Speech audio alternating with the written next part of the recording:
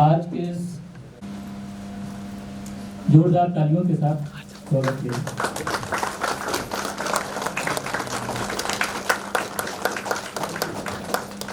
प्रखंड जोरदार तालियों के साथ स्वागत करेंगे।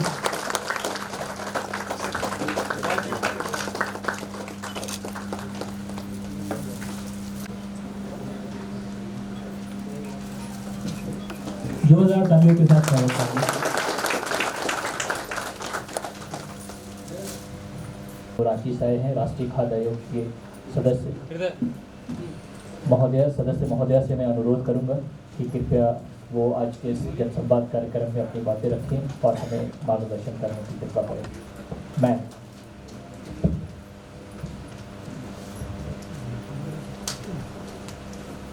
रांची से चलकर आपके चतरा जिला में मुखियाओं के साथ सीधा संवाद करने के लिए आए राज्य खाद्य आयोग के अध्यक्ष श्री हिमांशु शेखर चौधरी सर, चतरा जिला के तमाम पदाधिकारी और इस कार्यक्रम को सफल बनाने में जिन्होंने अपनी काफ़ी मेहनत की है, सारे कर्मचारी, और जिनके लिए ये संवाद कार्यक्रम रखा गया है, चतरा जिला के विभिन्न पंचायतों से आए हुए मुखियागण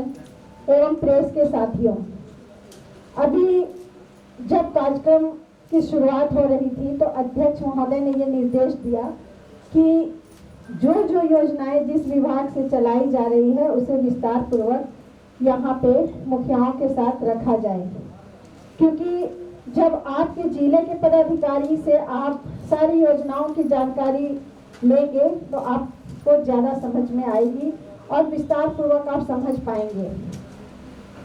क्योंकि अक्सर लोगों के मन में खाद्य सुरक्षा अधिनियम का मतलब ये समझ लेते हैं कि जो पीडीएस में जो राशन मिलता है उसे ही खाद्य सुरक्षा अधिनियम कहा जाता है, लेकिन आज तमाम मुखियाओं को ये क्लियर हो गया होगा कि शिक्षा विभाग, स्वास्थ्य विभाग, समाज कल्याण विभाग और खाद्य आपूर्ति विभाग सभी इसमें इन्वॉल्व हैं। और अगर कहा जाए तो खाद्य सुरक्षा अधिनियम जीवन की शुरुआत से लेकर जीवन के अंत तक सुरक्षा प्रदान करता है।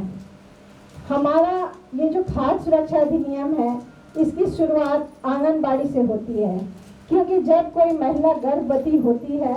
गर्भ धारण करती है और जैसे ही आंगनबाड़ी केंद्र में उसका रजिस्ट्रेशन होता है, वो खाद्य सुरक्षा अधिनियम के तहत प्रधानमंत्री मातृ वंदना योजना के अंतर्गत उसे लाभ मिलना शुरू हो जाता है। और प्रथम किस्त में 1000, द्वितीय किस्त में 2000 और तृतीय किस्त में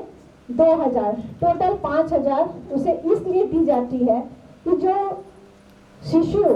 महिला के गर्भ में पड़ रहे हैं उनका सही विकास हो, उनको पूरक पौष्टिक आहार मिले। और जो जननी सुरक्षा योजना के अंतर्गत अगर वो अपना संस्थागत हॉस्पिटल में जब अगर वो प्रसव कराती है तो ग्रामीण क्षेत्र की महिलाओं के लिए 1400 और शहरी क्षेत्र के महिलाओं के लिए 1000, यही है ना मैडम? तो ये भी कंफ्यूजन दूर हो जाएगा, क्योंकि अभी आपने कहा कि जननी सुरक्षा योजना के तहत 1400, लेकिन शहरी क्षेत्र की जो महिलाएं हैं उनको 1000 और ग्रामीण क्षेत्र की महिलाओं को 1400 रुपया मिलने का प्रावधान है। उसके बाद जब शिशु का जन्म हो जाता है तो आंगन केंद्र से ही वो जो गर्भवती महिला थी उसे तो पहले से ही THR मिलता था, जो पैकेट बंद जो है वो उसे घर ले जाकर खाने के लिए। उसके बाद जब वो अपने बच्चे को दूध पिलाना शुरू करती है, जिसे धात्री महिला कहते हैं, तो उस समय भी उसे पौष्टिक आहार दिया जाता है जो पैकेट में सीलबंद होता है। बहुत सी महिलाएं उसे खाना पसंद नहीं करती है, क्योंकि वो कुछ मीठी दलिया होती है और कुछ नमकीन दलिया होती है। तो वो क्या करती है कि अपने परिवार के जो अन्य सदस्य हैं उसे भी बांटना शुरू कर देती हैं कि एक पैकेट मौसी तुम भी ले जाओ, अपने घर में बनाकर इसको टेस्ट करना। ये सच्चाई है या नहीं है? लेकिन वो जो गर्भवती और धात्री महिला है उसको सोच कर बनाया जाता है कि उसे पौष्टिक आहार मिले, उसे पूरा पोषण मिले, इसलिए जिसको ये दिया जाता है उसे वो खाए ताकि उसकी जो कमी है वो दूर हो जाए। जब बच्चे का एज 3 साल का होता है तो 3 साल से लेकर 6 साल तक के बच्चों को आंगनबाड़ी केंद्र पर पका पकाया भोजन देने का प्रावधान है। उसके बाद जब बच्चे स्कूल जाना शुरू करते हैं तो एमडीएम के माध्यम से उसे स्कूलों में भोजन दिया जाता है। और फिर पीडीएस की बारी आती है और खाद्य सुरक्षा के तहत जो जिस हिसाब से जिसका कार्ड बना हुआ रहता है उस परिवार में उसे उसका लाभ मिलता है। तो अगर कहा जाए कि जन्म की शुरुआत से लेकर जिंदगी के अंत तक खाद्य सुरक्षा अधिनियम लोगों को लाभान्वित करता है तो ये गलत नहीं होगी। अभी आप लोगों के साथ सीधा संवाद करने का एक खास मकसद है कि आप अपने पंचायत में रहते हैं,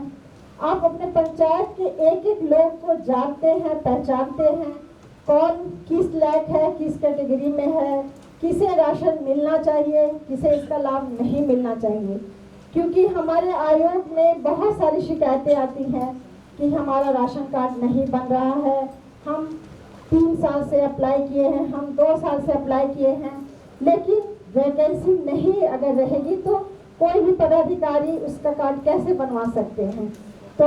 आप लोग चूँकि पंचायत के प्रतिनिधि हैं, आप लोग सब कुछ जान रहे हैं, अपने पंचायत के एक एक लोगों को समझ रहे हैं, तो आप लोग से ये रिक्वेस्ट होगा, क्योंकि अभी देखिए आप मुखिया बन गए हैं तो आप लोग पूरे पंचायत की मुखिया हैं। अब आप लोगों के मन में ये विचार बिल्कुल भी नहीं आनी चाहिए कि हमको तो ये वोट नहीं दिया था, रुको इसका राशन कार्ड कटवा देते हैं। ऐसी सोच नहीं होनी चाहिए। कौन वोट दिया है नहीं दिया है, अब आप जीते हुए मुखिया हैं, इसलिए आप पूरे पंचायत को एक नज़र से देखिए और जो सही में किसी को भी द्वेष की भावना से किसी का कार्ड मत कटवाइए। अब आपको अगर लगता है कि हम डायरेक्ट इसका कार्ड कटवा देंगे तो शायद इससे हमारी दुश्मनी हो जाएगी और हम फिर जब चुनाव लड़ेंगे तो ये हमसे बदला लेगा, हमें वोट नहीं देगा।